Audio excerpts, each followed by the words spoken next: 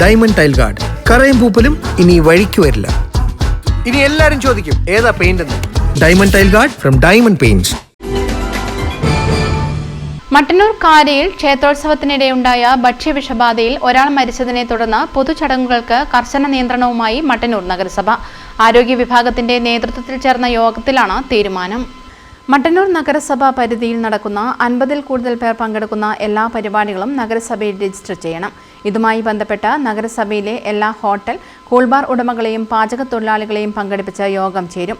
13-ന് രാവിലെ 10 മണിക്ക് ആശാവർക്കർമാരെയും, 11-ന് hotel cool bar ഉടമകളെയും, 12-ന് നഗരസഭയിലെ ക്ഷേത്ര കമ്മിറ്റി ഭാരവാഹികളെയും പങ്കെടുപ്പിച്ചാണ് യോഗം ചേരുക. ആഘോഷ പരിപാടിയിൽ പങ്കെടുക്കുമ്പോൾ ജനങ്ങൾ ജാഗ്രത പാലിക്കണമെന്ന് നഗരസഭാ ചെയർമാൻ എൻ ഷാജിദ് പറഞ്ഞു. പൊതുജനാരോഗ്യ വിഭാഗവും അതുപോലെ നഗരസഭാ ആരോഗ്യ വിഭാഗവും നേരത്തെ തന്നെ 50-ൽ കൂടുതൽ ആളുകൾ പങ്കെടുക്കുന്ന എല്ലാ പരിപാടികളും നഗരസഭയിൽ രജിസ്റ്റർ ചെയ്യാൻ ആവശ്യപ്പെട്ടിരുന്നു. വെള്ളത്തിൻ്റെ പരിശോധന ഉൾപ്പെടെ നടത്തിക്കൊണ്ടാണ് എല്ലാവരുടെയും ഉത്സവ പരിപാടികളൊക്കെ സംഘടിപ്പിക്കുക. എന്നാൽ ഇവിടെ സംഭവിച്ചത് എന്താണെന്നുള്ളത് പരിശോധനയ്ക്ക് വേണ്ടിയിട്ട് ഇതിൻ്റെ ഭക്ഷണാവശിഷ്ടങ്ങൾ, അതുപോലെ വെള്ളം മുതലായവ ലാബുകളിലേക്ക് അയച്ചിട്ടുണ്ട്. പരിശോധനാ ഫലം ഉടൻ 2 ദിവസങ്ങളിൽ ലഭിക്കുമെന്ന് അറിയിച്ചിട്ടുണ്ട്. നമ്മുടെ നാട്ടിൽ ഇങ്ങനെ എല്ലാ വിഭാഗം ആളുകളും പങ്കെടുത്തുകൊണ്ട് നടക്കുന്ന വലിയ പരിപാടികൾ മുഴുവനായും നിർബന്ധമായും നഗരസഭയിൽ രജിസ്റ്റർ ചെയ്യണമെന്നാണ് ഇപ്പോൾ നമ്മൾ തീരുമാനിച്ചിട്ടുള്ളത്. അത് 50-ൽ കൂടുതൽ ആളുകൾ പങ്കെടുക്കുന്ന ഏത് പരിപാടികളും സ്ഥാപനങ്ങളിലായാലും വീടുകളിലായാലും ക്ഷേത്രങ്ങളിലായാലും നിർബന്ധമായും നഗരസഭയിൽ രജിസ്റ്റർ ചെയ്യേണ്ടതുണ്ട് എന്നുള്ളത് ഒന്നുകൂടി കർശനമായി നടപ്പിലാക്കാനാണ് ഇന്ന് നമ്മൾ ആലോചിച്ചിട്ടുള്ളത്. അതിന് ആശമാരുടെ സേവനവും പബ്ലിക് ഹെൽത്തിൽ ജീവനക്കാരുടെ സേവനവും ഉപയോഗപ്പെടുത്താൻ തീരുമാനിച്ചിട്ടുണ്ട്. മുഴുവൻ ഏത് പ്രദേശത്ത് നടക്കുന്ന വിവരങ്ങൾ കൃത്യമായി റിപ്പോർട്ട് ചെയ്യുന്നതിന് വേണ്ടി അറിയിക്കണം എന്നുള്ളതാണ് നിർദ്ദേശം നൽകിയിട്ടുള്ളത്. കാര പുതിയടത്ത് മടപ്പുര മുത്തപ്പൻ ക്ഷേത്രത്തിൽ നിന്നും പ്രസാദ സദ്യ കഴിച്ചവർക്കാണ് ഭക്ഷ്യവിഷബാധയേറ്റത്.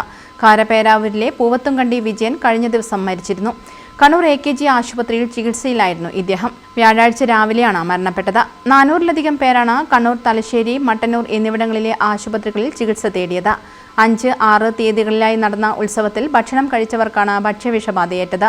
സദ്യയിലെ പച്ചടിയിൽ നിന്നാണ് വിഷബാധയേറ്റതെന്നാണ് പ്രാഥമിക വിവരം. ഇതിന്റെ സാമ്പിൾ ആരോഗ്യവകുപ്പ് പരിശോധനയ്ക്ക് അയച്ചിട്ടുണ്ട്. വയറിളക്കം, പനി, തലവേദന എന്നിവയാണ് ഭക്ഷണം കഴിച്ചവരെ ബാധിച്ചത്. 7-ന് ഉച്ച മുതലാണ് ആളുകൾ വ്യാപകമായി ആശുപത്രികളിൽ ചികിത്സ തേടി എത്തിത്തുടങ്ങിയത്. നിരവധി പേർ ഇപ്പോഴും കണ്ണൂരിലെയും മട്ടന്നൂരിലെയും ആശുപത്രികളിൽ ചികിത്സയിലുണ്ട്.